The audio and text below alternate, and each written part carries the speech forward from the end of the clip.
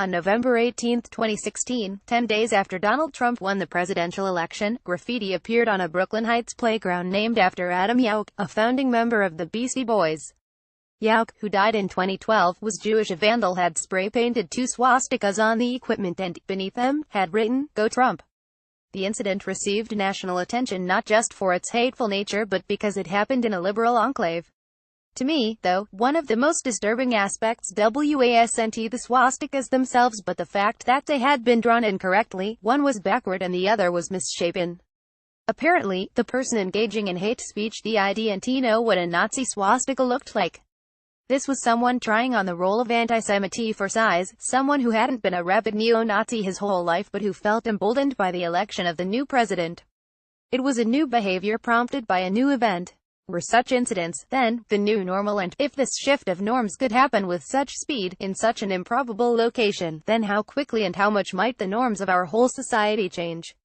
Understanding the psychology of changing norms starts from a simple insight. Although we may wish to be perfectly rational and impartial, bias is an inescapable part of what it means to be human. At 3 months old, we already prefer the faces of people who share our skin color over the faces of those who don't. By 5 years old, we're aware of our group status and have imbibed certain community ideas about how various groups are perceived and treated.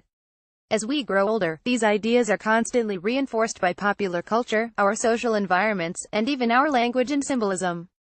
The question, therefore, isn't do biases exist, but, rather, how much do we let them affect our behavior? In 1990, Susan Fiske and Stephen Newberg, then psychologists at the University of Massachusetts, Amherst, and Arizona State University, respectively, described the process by which bias sways behavior using what they called the continuum model of impression formation.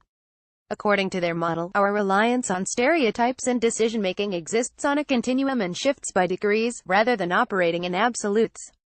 No one is ever bias-free, but some people let their biases influence their actions more than others. You can't help it if you live in a certain culture, Fiske, who is now at Princeton University, explained to me.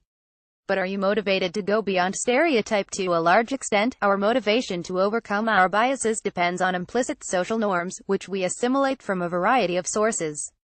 Sometimes we find them in the environment. People are more likely to litter in a dirty place than in a clean one, for instance. We also find them in the behavior of people we respect, or who occupy positions we respect.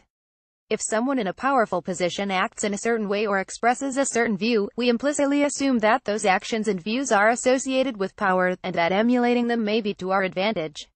As a result, while our biases may be slow to change, they're based on long-standing stereotypes, and we have been learning them since birth. Our norms can shift at the speed of social life. We might think of anti-Semitism as stemming from deeply rooted beliefs, and, in some sense, that's true, but the expression of anti-Semitism depends on highly changeable facts about our social environment. Betsy Levy-Paluck, a psychologist at Princeton University who just received a MacArthur Genius Grant, has spent her career studying how shifting social norms affect behavior. In the early aughts, she studied the profound shift in relations between the Hutus and the Tutsis at the time of the Rwandan genocide. Prior to the carnage, Paluck told me, Hutus reported such good relations with their Tutsi neighbors then, in an instant, one group massacred the other. What Paluck observed during her time in Rwanda wasn't the power of age-old hatreds. Hutus and Tutsis had always had stereotyped ideas about one another, but of quickly shifting social norms. To a great extent, the norms in Rwanda shifted so rapidly because they did so from the top. Influential radio stations broadcast a powerful, persuasive, and constantly repeating message urging listeners to join killing squads and organize roadblocks. That was the voice of authority, Paluck explained. Suddenly, people saw violence as something that wasn't just possible but normal. The voice of authority speaks not for the one but for the many. Authority figures have a strong and rapid effect on social norms in part because they change our assumptions about what other people think. In the United States, one way to study that effect is to examine the decisions of the Supreme Court, a universally acknowledged source of authority. In a study in the September 2017 issue of Psychological Science, Paluck and Margaret Tankard, of the Rand Corporation, look at the change in American attitudes toward same-sex marriage before and after the Supreme Court decision that established it as a constitutional right, in June 2015.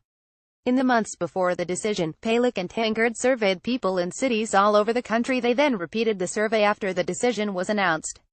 They found that, while personal opinions on same-sex marriage hadn't shifted in the wake of the ruling, people's perception of others' opinions had changed almost immediately. Americans, whether liberal or conservative, thought that their fellow citizens now supported same-sex marriage more than before, even though, in reality, the only thing that had changed was the ruling of a public institution.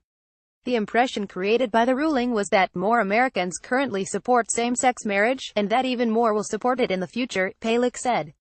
Our tendency to extrapolate the opinions of others from the opinions of authority figures helps explain phenomena like the incorrectly drawn swastikas on the playground in Brooklyn. The psychology of norms suggests that you don't need a nation of raging antisemites to license the use of antisemitism as a social weapon, Palek said. Instead, an authority figure could make the expression of antisemitism, an old bias that had previously been subtle, implicit, and almost imperceptible, suddenly appear to be one of the broadly acceptable ways of showing pent-up anger. A leader could whip up everyone's frustration and channel it to these scapegoats and make it normative to use this language, Palek said, encouraging people to say, this is how to express my frustration, to lash out against liberalism and so-called elites. Such an authority figure can create the impression of a social consensus where none exists.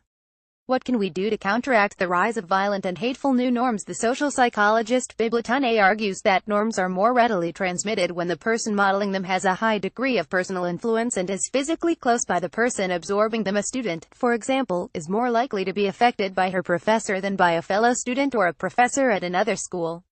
One possibility, therefore, is to call upon influential people in small communities to fight the perceived consensus created by larger authority figures. If the president suggests that some neo-Nazis are very fine people, but those in positions of power closer to you, such as a pastor, principal, or governor, speak out against him, will be more likely to call into question the new normal that the president has modeled. The new behavior will look more like an outlier than like a norm. Last year, Kevin Munger, a Ph.D. candidate at New York University, found a novel way to test this hypothesis. He created Twitter bots that would speak out against racist harassment by automatically tweeting at users who had previously tweeted anti-black slurs. All the bots were made to appear male, but they varied along other dimensions. They were either white or black, and they had either few followers, that is, not much of a perceived influence, or many. Munger found that one particular group was able to shift behavior: white men who appeared to be influential. After receiving just one admonishment from such a user, for example, "Hey man, just remember that there are real people who are hurt when you harass them with that kind of language," people significantly reduced their use of slurs over a period of 2 months.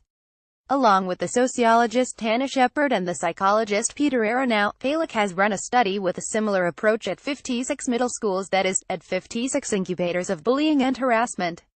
After performing a social network analysis on the school's 24,000 students, identifying who hangs out with whom, who listens to whose opinions, and so on, Palek and her colleagues chose several dozen students from each school, including representatives of various subsets of the school population, and had them participate in anti-harassment training. The students were encouraged to speak to their peers, suggesting ways in which others could be made to feel more comfortable in school. In the schools that received this intervention, harassment fell by 30% over the course of a year. The lesson, Palek believes, is that influence must spread from all relevant communities to be effective. In middle school terms, you need both the kids who are really popular in marching band and the leader of the Goths to help change norms. This insight has implications for those of us who want to push back against the Trump administration's new normal, the use of emotionally riling speech and epithets, threats of media bans, and so on. Hand-wringing and anger from within. The resistance is of limited value. The middle school approach requires participation from every political group. Democrats, therefore, must reach out to leaders in the Republican community and ask them to model a different sort of norm. Moderate Republicans must reach out to sympathetic, but less vocal colleagues. Implore your Republican neighbors to get their formal or informal leaders to speak out, Palek said. A broad-based, authoritative counterbalance may well have an impact. The beauty of norms is that, unlike ingrained hatreds, they are flexible. They shift quickly. With the right pressure from the right people, they can shift back. But the response, crucially, must be broad, and it must come from sources of authority across the political spectrum. Otherwise, behaviors we think of as socially stable may prove to be far more fragile than we'd like to believe.